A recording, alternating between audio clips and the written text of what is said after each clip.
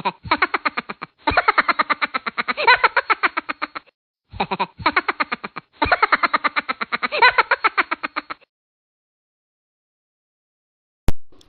Everyone, আসসালামু আলাইকুম। আমি অনন্যা রহমান রিঙ্কু নিউটেস পেজ থেকে চলে আসলাম। তো সবাই কেমন আছেন? আশা করি সবাই সুস্থ আছেন, ভালো আছেন। আপনাদের দোয়ায় আমি অনেক ভালো আছি। তো একটা ভিডিও খুব ভাইরাল হয়েছে আমাদের অপবিশ্বাসের। আপনারা ভিডিওটা হয়তোবা সবাই দেখছেন। তো এই ভিডিওগুলা বিভিন্ন চ্যানেলের লোকজন ভিডিও করতেছে যে অপবিশ্বাসকে ঐশ্বরিয়া রায়ের মতো লাগতেছে, বিশ্ব সেরা সুন্দরী। এখন যদি অপবিশ্বাস বলে দুবাই যাওয়ার পরে হুগাই গেছে গা, বুঝছেন? দুবাই যাওয়ার পরে বলে হালি হুগাইয়া বলে না খায় বলে একটা চামচা হয়ে গেছে গা। এখন কথা হলো, দুবাইয়ের মধ্যে দুবাই যে এমন কি কাজ করলো যে বেটি 3 দিনই হুগাই গেল গা। আমি এই ব্যাপারটা বুঝতেছি না। এই আপনার মানে কিছু মানে চ্যানেল আছে না যে খেয়ে দেয়ে কোনো কাম নাই, খালি অপবিশ্বাসের গোয়া নিছে, অপবিশ্বাসের সুনাম গাওয়া ছাড়া ওদের কোনো কাম নাই, অপবিশ্বাস ছাড়া কোনো নিউজ নাই। এই নিউজগুলো করতেছে অপবিশ্বাসকে দেখে কি বলে কোন রাষ্ট্রের কুইন না কি মনে হইতেছে, এইটা সেইটা।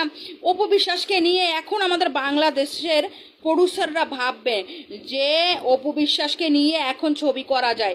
অপবিশ্বাসের মতো এমন একটা নায়িকা আর বাংলাদেশে নাই। ওই দেশে যাইয়া কাপড় খোলার পরেই বলে অপবিশ্বাসের রূপ যৌবন, তারপরে আগুনে, রূপের আগুনে সব পুইরা সুইরা বলে ছাই হয়ে যেতেছে গা।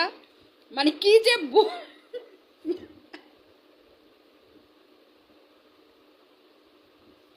কি যে বলবো, মানে এমন সব নিউজ করতেছে যে অপবিশ্বাসের রূপের আগুনে বুবলির যে ভক্তরা আছে সবাই বলে জ্বলে পুড়ে ছাই হয়ে যাবে। তো এইগুলা শোনার পরে আমি ভিডিওটা করতে চাইনি। তা আমার এক ভক্ত আমাকে ভিডিওটা দিছে, আপু প্লিজ প্লিজ ভিডিওটা করো, ভিডিওটা তোমার করা উচিত, ঠিক আছে? তা এখন উনি হাতা কাটা একটি লং ফ্রক পরেছেন, সেটাকে আবার এইভাবে করে লাড়া দিচ্ছেন। লাড়া দেওয়ার পরে উঠে যে ওনার যে তলের যেই পাটটা আছে, মানে ড্রেসের তলের একটা পার্ট থাকে না, বুঝেন না? তলের একদম নিচের একটা পার্ট থাকে, ওইটাও উড়ে যাচ্ছে। বোঝা যাচ্ছে যে কয় ইঞ্চি নিচে কি পড়ছে। হ্যাঁ, ওইটা দেখে বলে আমাদের বাংলাদেশের প্রডিউসাররা এখন চিন্তা করতেছে, হাই হাই অপবিশ্বাস কিনে ছবি করলাম না, বুবলি কিনে ছবিকে এ কি করলাম।